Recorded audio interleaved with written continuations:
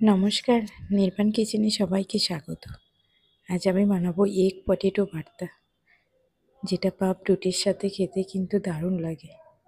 তো এখানে আমি ডিম সেদ্ধ করে নিয়েছি আর দুটো পটেটো সেদ্ধ করে নিয়েছি। নিয়ে আমি পটেটোটা গ্রেটার দিয়ে একটু গ্রেট করে নিচ্ছি। পটেটোটা 70% মতো বয়েলড হলে ভালো হয়। আর ডিমের সাদা অংশটা আমি গ্রেট করে নেব, কুসুমটাও আলাদা করে গ্রেট করে নেব। এখানে ডিমের সাদা অংশ, কুসুম আর আলু আলাদা আলাদাভাবে গ্রেট করে নিয়েছি। এবার কড়াইতে আমি 2 চামচ মতো সাদা তেল দিয়ে দিয়েছি। দিয়ে ওর মধ্যে আমি 1 চামচ ঘি দিয়ে দিলাম। এবার আমি ওই তেলে একটু গোটা গরম মশলা ফোড়ন দিয়েছি, একটা বড় সাইজের পেঁয়াজ বাটা দিয়ে দিয়েছি, সামান্য একটু হলুদ দিলাম কারণ পেঁয়াজটা যাতে না ছিটকে পড়ে, একটু নুন দিলাম অল্প।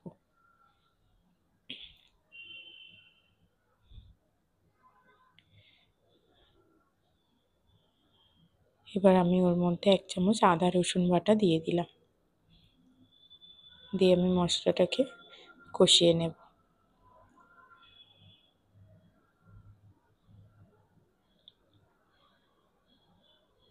এবার পরিমাণ মতো হলুদ দিয়ে দিলাম, হাফ টিস্পুন জিরা গুঁড়ো দিয়ে দিলাম আর হাফ টিস্পুন ধনে গুঁড়ো দিয়ে দিলাম, 1 টিস্পুন লঙ্কার গুঁড়ো দিয়ে দিলাম আর 1 টিস্পুন চিনি দিয়ে দিলাম। দিয়ে আমি মশলাটা কষিয়ে নেব যতক্ষণ না মশলা থেকে তেল ছাড়ছে।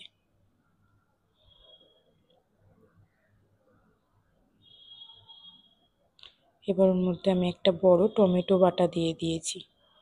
টমেটো বাটা দিয়ে আবার আমি বেশ খানিকক্ষণ কষিয়ে নেব, মশলা থেকে তেল যতক্ষণ না ছাড়বে। এখন কষিয়ে নিয়েছি, মশলা থেকে তেল ছেড়ে দিয়েছে। এবার ওর মধ্যে আমি গ্রেট করা আলুটা দিয়ে দিলাম, দিয়ে একটু মিক্সড করে নেব। খুব বেশি নাড়াচাড়া করার দরকার নেই, হালকা হাতে একটু মিক্সড করে নেব। এবার ওর মধ্যে গ্রেট করা ডিমের সাদা অংশটা দিয়ে দিলাম, দিয়ে মিক্সড করে আমি জল দিয়ে দিলাম। খুব বেশি জল নয়, অল্প একটু জল দিয়ে দেব গ্রেভিটার জন্য।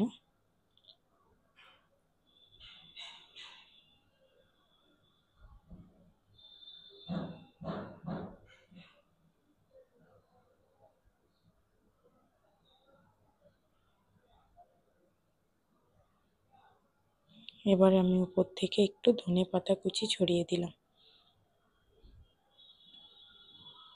এবার উপর থেকে আমি গ্রেট করা যে ডিমের কুসুমটা ছিল, এবার ডিমের কুসুমটা কিছুটা আমি দিয়ে দিয়েছি।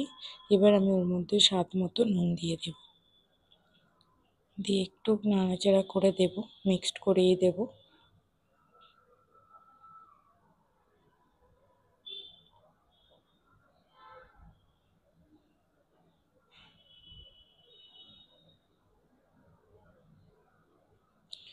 এবার আমি হালকা আঁচে বেশ কিছুক্ষণ ঢেকে রেখে দিলাম। দেখুন রেডি হয়ে গেছে কিন্তু এই ডিমের ভর্তা।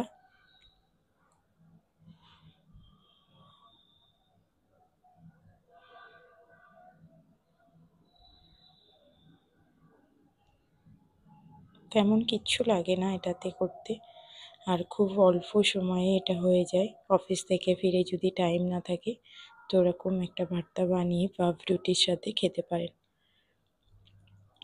একটু ধনেপাতা দিয়ে সাজিয়ে গার্নিশ করে দিয়েছি, আর একটু কুসুম রেখেছিলাম, সেই কুসুমটা দিয়ে একটু সাজিয়ে দিয়েছি।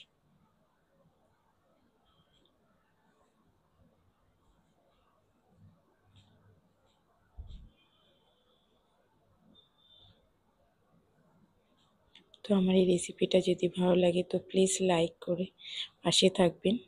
আর দেখা হবে নেক্সট নতুন কোনো রেসিপি নিয়ে। ভালো থাকবেন সবাই।